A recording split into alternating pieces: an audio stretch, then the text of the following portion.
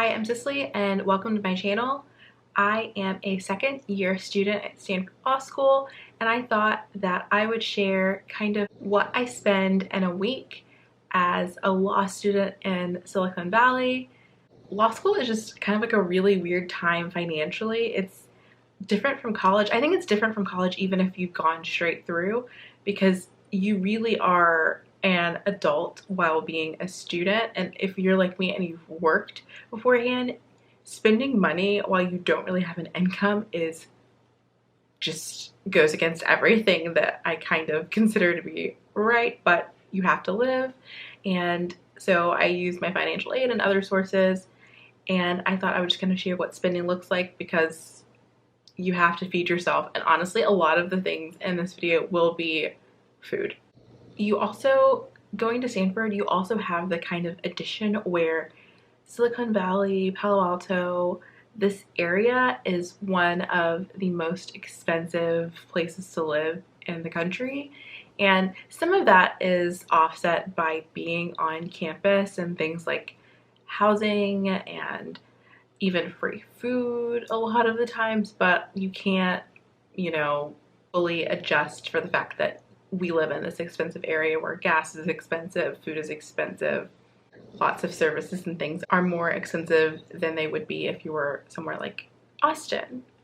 I am going to jump into things right now with the caveat that I am not sharing like my monthly budget. If you're interested in that, I can maybe do something like that, but so many things as a student happen quarterly, or they just don't happen every month or every week, and I could kind of go for my overall monthly budget, which adjusts as I see fit, and because it's just based off of my overall financial aid, and I get chunks of money at a time versus every month. And yeah, let's get into it. So the week started off pretty strong. I started the day with something that was already in my freezer, and I printed for class, which I do a couple times a week, and that is also free as a student in the library. When I say free, sometimes as a student, I mean it's included in fees and things that I pay, so it's not like a weekly or daily expense for me. So I printed things out and then came back, had lunch again. It was just something that I had in the fridge. I'm not going to count expenses like for what the item was. I will just kind of do things kind of real time as I buy them. So like groceries and things like that as I buy them, not like as I consume them. My only real expense Monday was when I talked to someone kind of in between classes and realized that book club was happening that weekend and I needed to buy the book if I was going to read it. So I did a quick Kindle download. I like to support small businesses with buying books if I'm buying a hardcover, sometimes if I don't need it really quickly, but in this case, like getting the digital download. I like to read when I'm lining up for things or like waiting for class to start, so it's just easier to have it digitally. And so I picked that up for $12.12, and that book was the only real purchase that I made on Monday. So I think at that point, total was pretty low. Tuesday started off well, and I was kind of sticking to my eating what's in the fridge type of plan that I try to do throughout the week.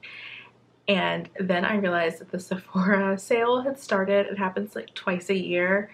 And this is where things get a little bit weird with my budget. I worked before law school, and so I put money savings aside for things like Christmas presents or like this twice a year sale where I buy a lot of my staples. I bought a lot of the hair products that I will need until the next sale. So for a Sephora sale, not super high, but still outside of like a normal budget. That total ended up being $170.56. Honestly, not the most damage I've ever done at Sephora, sale or not. And it was all things that I needed to either replace or stock up on. And then I also remembered that I've been wanting to place an order this week for a meal delivery service.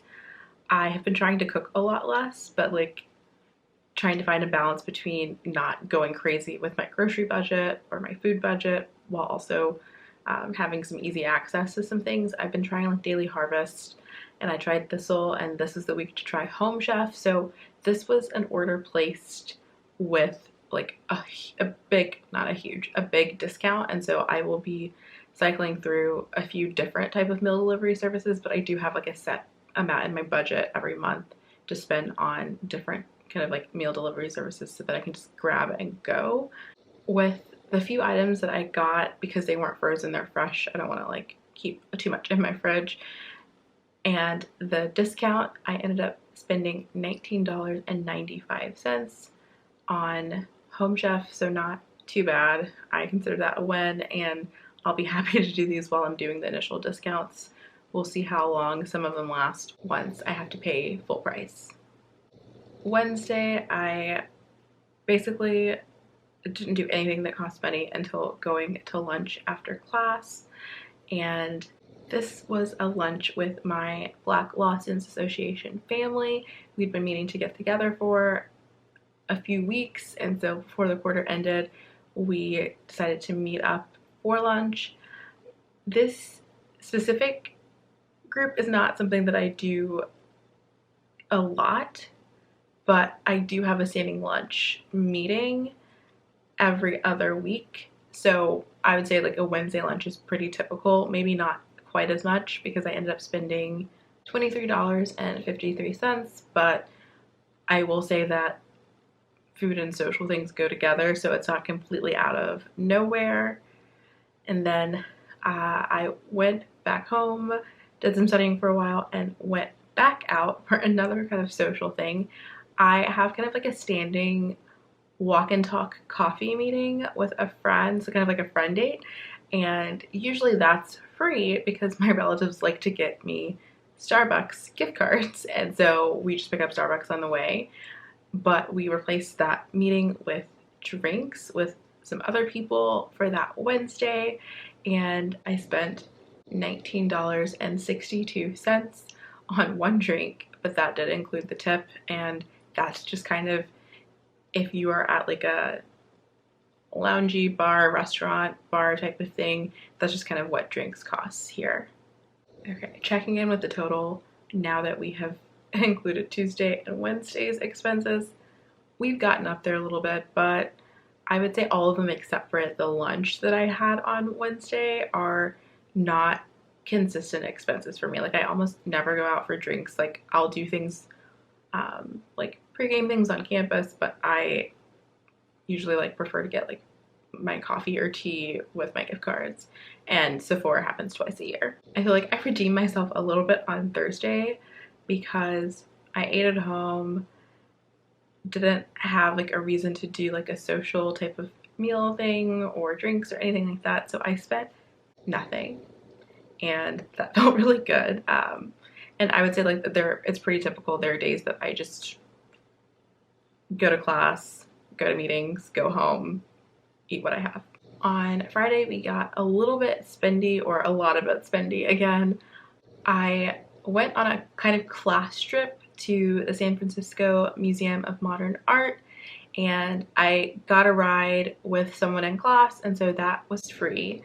And because it was by the professors in the class, we also got into the museum for free, so that part, great job with my budget.